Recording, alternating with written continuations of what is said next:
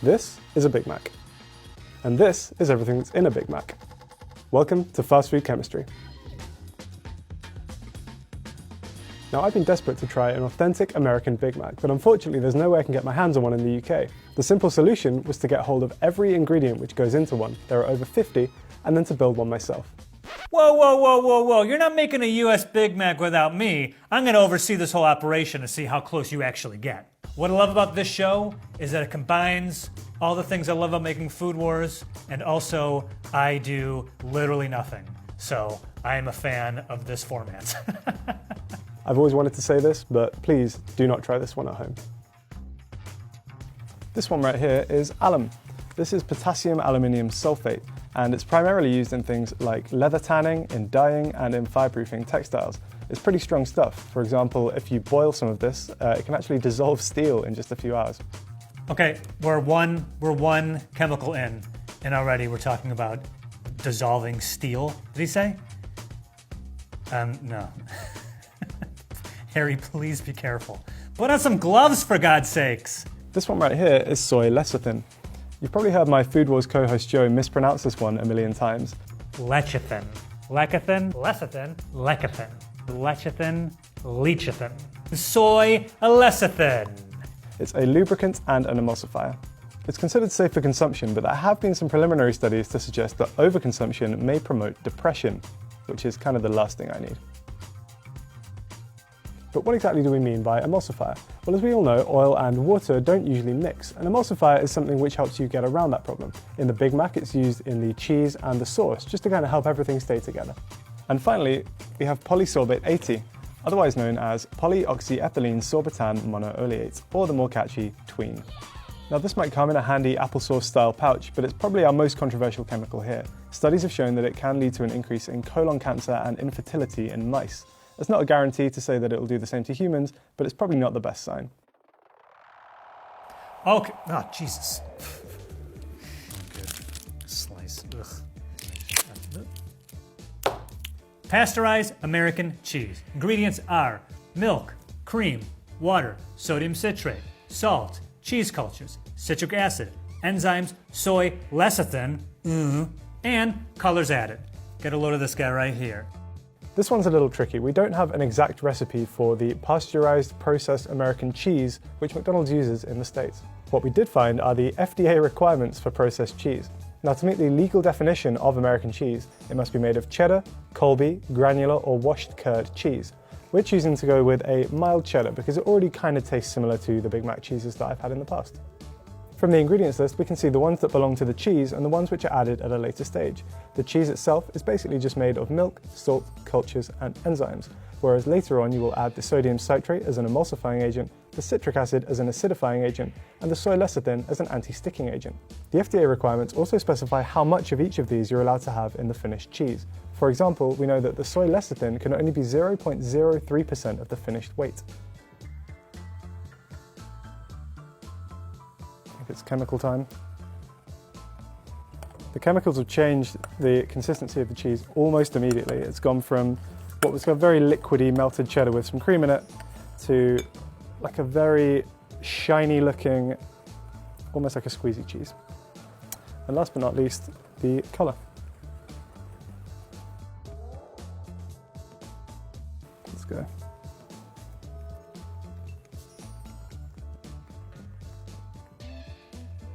So in a relatively short space of time, we've turned this cheddar, which is quite a firm, inflexible, very pale cheese, into this classic American cheese. It's amazing how little sodium citrate it took and how quickly the change took effect. Honestly, it was a tiny amount, and as soon as it was sprinkled in, it made a whole world of difference. Obviously, it looks like American cheese, but this is how we test if this is real, authentic American cheese. Ready? Let's check it out. Damn it, I was hoping it would stick.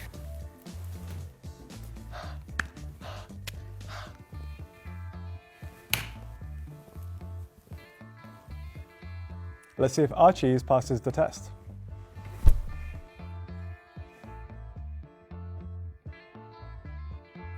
The pickle slices at an American McDonald's contain cucumbers, water, distilled vinegar, salt, calcium chloride, alum, potassium sorbate as a preservative, natural flavors, polysorbate 80, extractives of turmeric for color. Ugh. Now, some of these chemicals can actually be quite dangerous. Calcium chloride can lead to burns in the mouth and throat, excess thirst, vomiting, stomach pain, and low blood pressure. So I'm going to put some gloves on. Now, despite its potential dangers, calcium chloride is actually a great way to improve the saltiness in food without increasing the sodium content. Alum is one that we've mentioned before, and apparently this improves the crunchiness of pickles. Potassium sorbate, as it says on the label, is a mold inhibitor, which will give the pickles a longer shelf life. And finally, we have polysorbate 80. Now, this is an emulsifier which will thicken liquids. However, it is also the one that gives mice cancer. It's forming like, can you see this? It's forming like crystals, like stalactites. Oh, it's like solidifying or something right now. What is happening? Get away from it. I feel like I'm watching someone making an explosive. The way he's shaking it, it's like, oh, it's gonna explode.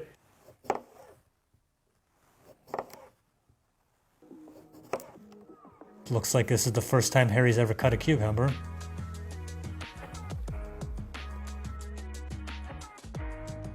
Still quite lumpy.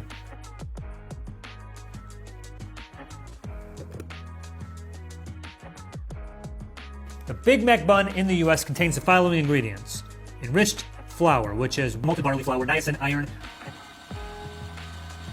and diglycerides, enzymes, and vinegar. We'll start with the flour. This is British white bread flour, which contains wheat flour, calcium carbonate, iron, niacin, and thiamine. So we're missing the malted barley flour, the riboflavin, and the folic acid. None of these are too suspect. Malted barley flour contains enzymes that break down starch to sugar, and riboflavin and folic acid are actually just vitamins B2 and B9. So let's fortify our flour. The only way to actually get the extra ingredients that we needed was in vitamin form. So we've got some folic acid and some riboflavin tablets here. It's like a pregnancy supplement. So you're supposed to take them when you're like trying to get pregnant.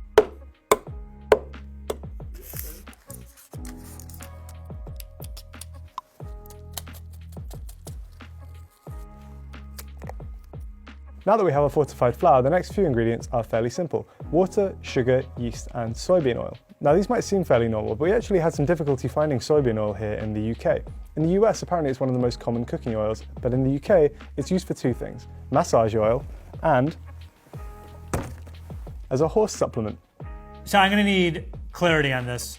When you say a horse supplement, you're giving it as a supplement to a horse, or you take it as a supplement instead of eating horse? Which is it? Both are really weird.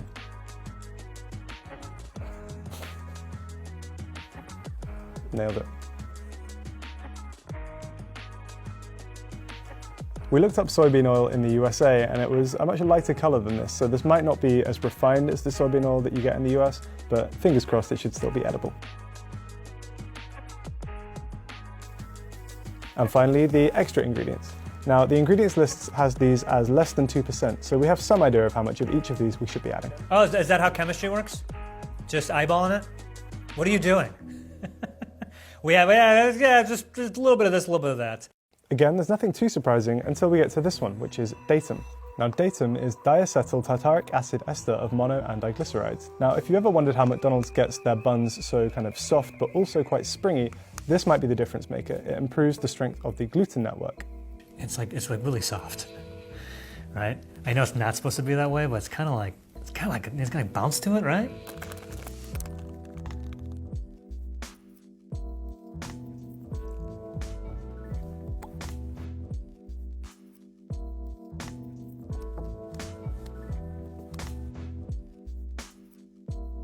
So our buns have risen, we're going to put them into some ring molds, top them with sesame seeds, and then bake. It appears that Harry has raided someone's dorm room and stolen their microwave, hot plate combo. I don't know how this is going to turn out. Okay, here we go.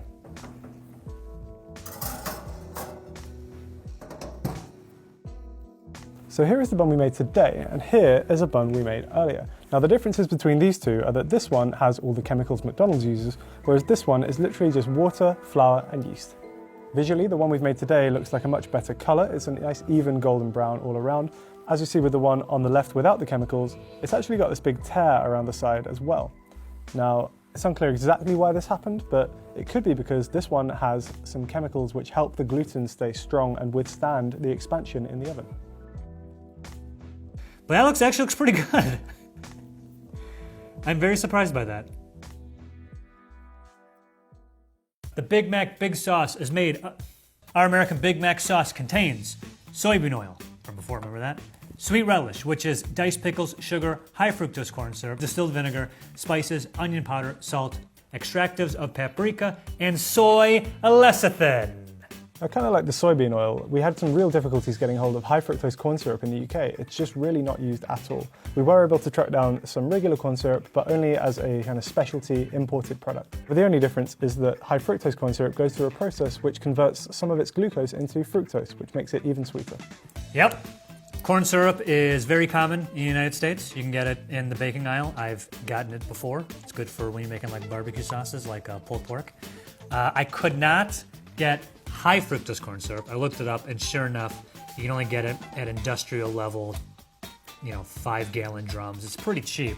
Now, we've already talked about what some of these chemicals do, but we haven't talked about xanthan gum yet. Xanthan gum is a thickener, and I can understand why you might want to put it into a sauce to thicken it up, but just before we do that, we're going to test it out on some water to see how effective it is.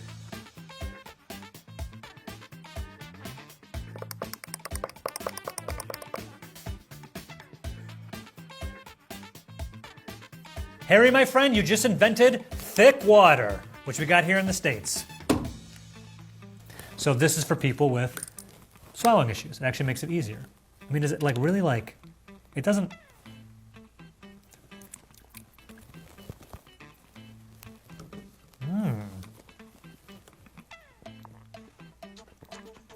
Oh, that's weird. It's like a gel. Where have you been all my life, thick water?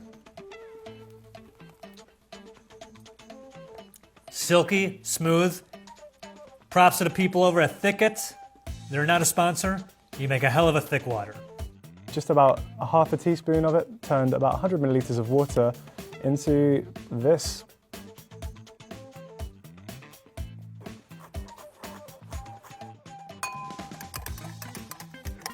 So now we've made our sweet relish, but that's just one of the ingredients in the Big Mac sauce. Now we have to make the rest. Now it's worth pointing out a couple of the chemicals in there and noting what they do. So we'll start with the propylene glycol alginate. Now this is usually used in the beer making process, and it will also give our sauce a nice glossy finish. As for the hydrolyzed vegetable protein, we have this small bottle of it here.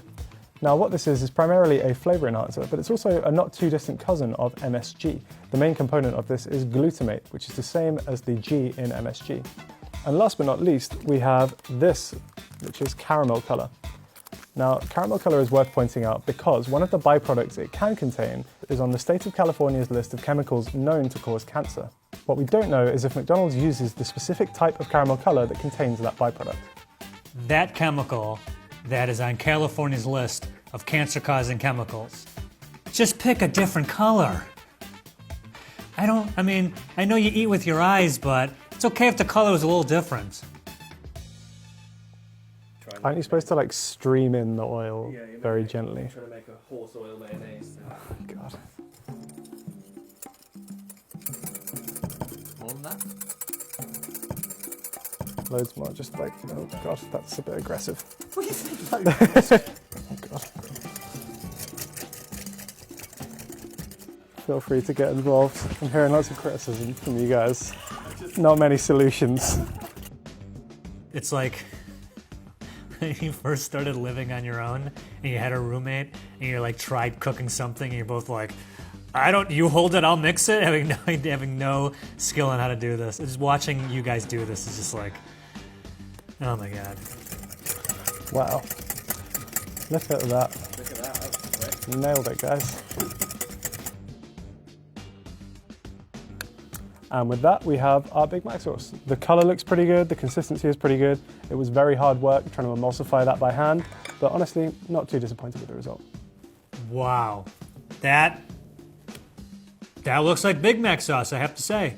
I'm very surprised by that. That actually looks just like the sauce. In the US, our Big Mac beef patty is made up of 100% beef patty. It is prepared with grill seasoning, which is salt and black pepper.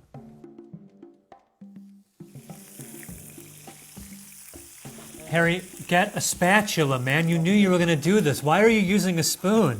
Making like a meat calzone. I gotta say, you know, this is a very sad sight to watch you try and make this burger on this hot plate with a spoon in an office. So after all that, we've made all of the components of a Big Mac. The only things we've added are some freshly diced onion and some shredded lettuce. These thankfully are just made of onion and lettuce. There's no additional chemicals. Okay, he hasn't even put it together yet, and I honestly am pleasantly surprised. At this point before assembly, my hat's off to you, Harry. That actually looks pretty good. That's so springy.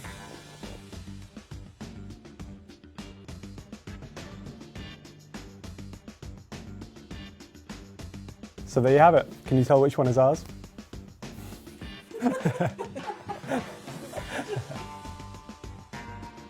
Visually, Harry, I'll give you a 6. If I got a Big Mac at McDonald's and that's what was in the box, I'd be like, what the hell's going on back there? But it looks a lot closer than I thought it was going to be. The fact that that bread and that sauce and that cheese looks the way it did is very impressive. The last thing to do is taste our burger to see how it stacks up against an actual Big Mac.